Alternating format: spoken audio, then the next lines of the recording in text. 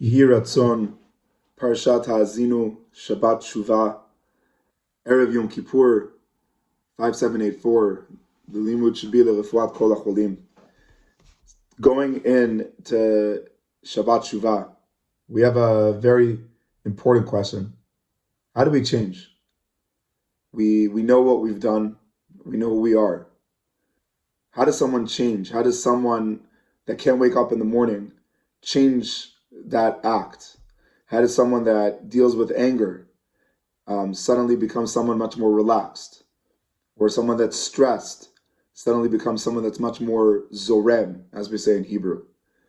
And Morivi Rabbi, Rav Nadiv Siegel, one of the great Hasidic masters throughout all of Jewish history, pinpointed the opening pasuk of this parasha as maybe the theme of how to create lasting change.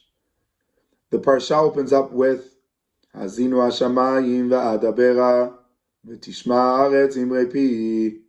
So the beginning of the parasha begins with the shamayim and the word of dibur, and on the other side there's shmi'ah of the aretz imrei. So if we parallel them, and they're paralleled in the Torah, it's like the left side and the right side. So on one side we see shamayim and dibur, and on the other side we see aretz and amirah. And the difference between dibur and amirah is dibur is an aggressive language. It's a language that creates fear, it creates hierarchy. Dibur is something that comes from above down, like the Asara Dibrot, that Hashem came mishamayim mishma'atam kolcha, that Hashem came down from the shamayim, and He appeared on them. So it's a very aggressive, very controlling language. Amirah is the language of ahava.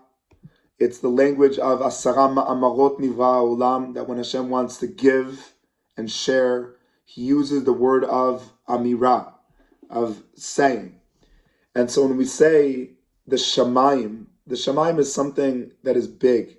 It's something that's scary. And it speaks about dibur. On the other side, we have the aretz, which is very much more something that's relevant, and that's something that's in our vicinity, and amirah of ahava, of giving. And I think this combination is something that usually people choose one or the other in relation to tshuva.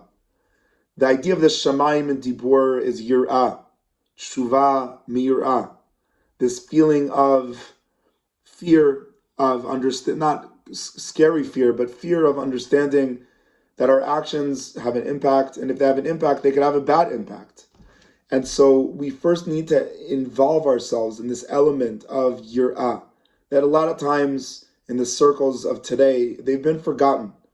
There's so much speak about the ahava, but really true ahava begins with yir'ah. It begins with an understanding that my actions matter, and that there's someone that I'm answering back to. And then the other side of it is that you have to realize that there's a need for ahava. Yom Kippur, according to Masechet Ta'anit, Daf Kav Zayin Amud Bet, is the happiest day of the year. It's so much love, davka, because we have the dibur, and we have the shamayim, and we have the yir'ah. It could be true ahava, and not a false ahava. A lot of people think ahava means that it's fine. Ahava means you're so significant. I want to change. And I think this combination of the dibur and amirah, of shamayim and aretz, of yir'ah and ahava, are the two elements that are needed in anyone that wants to change in anything.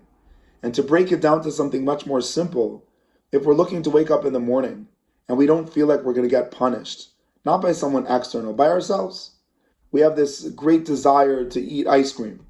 But you get punished if you don't wake up, at 3:28 a.m. So you get punished. That's an element that's needed for every single human being, from the highest to the lowest.